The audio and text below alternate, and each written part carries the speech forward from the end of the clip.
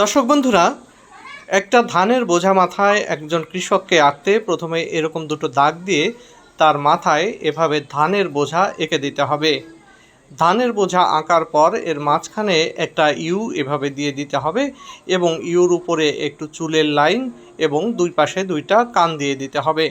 এরপরে আর একটা ইউ দিয়ে দিতে হবে। এই ইউর সঙ্গে সংযুক্ত করে তার গলা এবং ঘাড় এঁকে দিতে হবে এবং দুই পাশ থেকে দুই ঘাড়ের সাথে দুটো হাত এভাবে সংযুক্ত থাকবে এবং নিচে পেটের লাইনটা এভাবে চলে আসবে, দিয়ে দিতে হবে গেঞ্জির লাইন এবং হাতটাও সম্পূর্ণরূপে এঁকে ফেলতে হবে।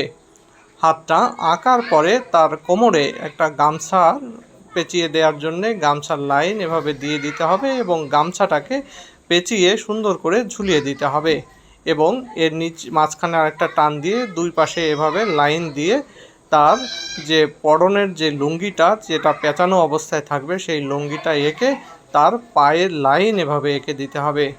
তার পা সামনের দিকে সে হেঁটে যাচ্ছে সেই অবস্থায় একটা পরিস্থিতিতে আঁকতে হবে। পেছনের পাটা আর একটু পেছনে দিয়ে তার পাটাও সেই গতির সাথে সংযুক্ত করে এঁকে দিতে হবে। পায়ের নিচে দুইটা লাইন এঁকে দিতে হবে এবং দুই পাশে দুইটা চোখ, নাক এবং মুখ এঁকে দিতে হবে। এরপর সুন্দর করে রং করে দিতে হবে। তোমাদের ভিডিওটি কেমন লাগলো জানাবে।